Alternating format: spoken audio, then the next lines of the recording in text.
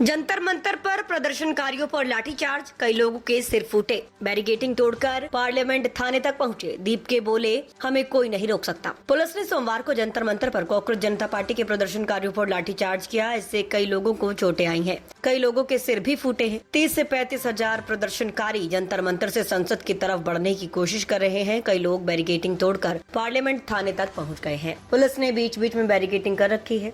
बड़ी संख्या में दिल्ली पुलिस और आरएएफ के जवान तैनात हैं। पुलिस का कहना है कि मार्च के लिए परमिशन नहीं दी है। उधर सीजेपी फाउंडर अभिजीत दीपके ने कहा कि हमें कोई नहीं रोक सकता है। संसद मार्च पूरी तरह शांतिपूर्ण रहेगी। उधर 23 दिनों से भूख हड़ताल पर बैठे सोनम वांगचुक ने अनशन खत्म करने की 3 शर्तें रखी हैं। पहली, सरकार शिक्षा व्यवस्था और पेपर लीक की जिम्मेदारी ले। दूसरी, सीजेपी प्रतिनिधिमंडल को संसद जाने दिया जाए और सांसद मुद्दा उठाने का भरोसा दें।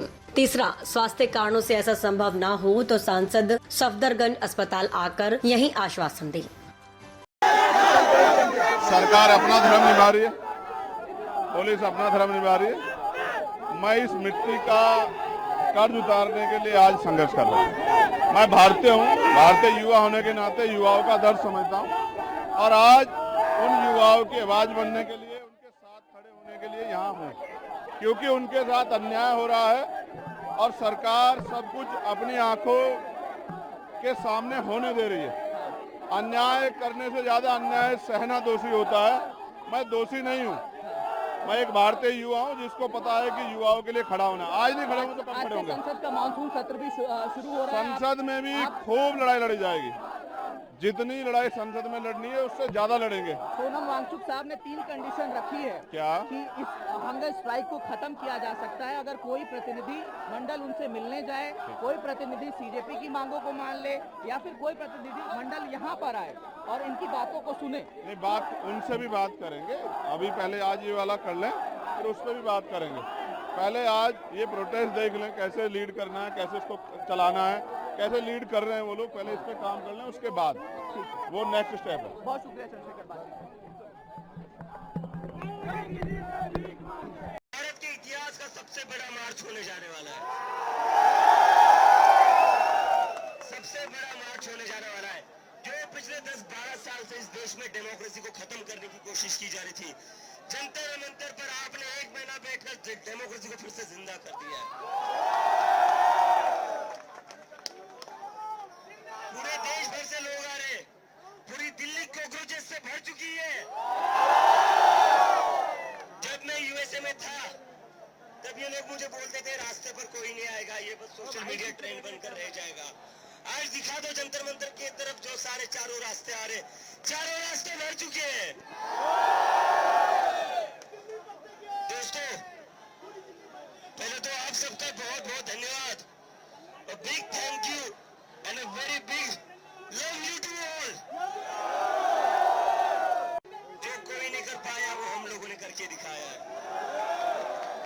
आखिरी बार कब इस देश में इतना बड़ा प्रोटेस्ट हुआ था? ये हमारी जीत है, ये हमारी पहली जीत है कि हम यहाँ पर 1 महीना बैठे और आज हमारा मार्च होने जाने वाला है।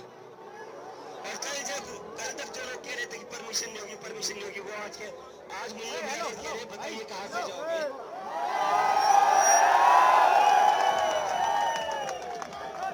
हमारे साथ इस देश का संविधान है, हमारे साथ डॉक्टर बाबा साहेब अम्बेडकर है, हमारे साथ महात्मा गांधी है। हमें अपनी आवाज रखने से कोई नहीं रोक सकता, क्योंकि हम संविधान के रास्ते पर चलेंगे। ये संविधान हमें हक देता है अन्याय के खिलाफ लड़ने का।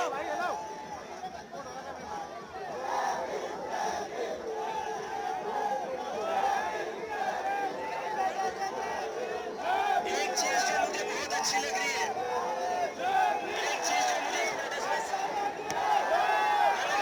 चक दे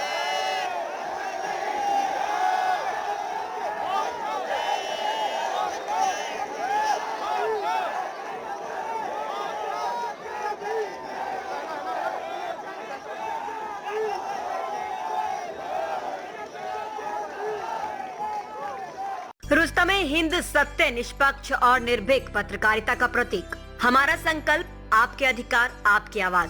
ताज़ा खबरें गहन विश्लेषण और दिल को छूने वाली कहानियाँ जो जागरूकता जगाएं और बदलाव की प्रेरणा दे। रुस्तम-ए-हिंद के साथ हर पल रहे अपडेटेड, हमारे परिवार का हिस्सा बने। सब्सक्राइब करें, कोई खबर ना छूटे। चैनल को सब्सक्राइब करें, नोटिफिकेशन ऑन करें, ब्रेकिंग न्यूज की तुरंत खबर ज्वाइन करें, खास कवरेज का हिस्सा बने। कमेंट, लाइक, शेयर, अपनी राय साझा करें, सच्चाई को फैलाएं। हमें फॉलो करें YouTube, Facebook, Instagram, LinkedIn, X और वेबसाइट है रहnews.com। आइए सच्चाई और जागरूकता की यात्रा में साथ चलें।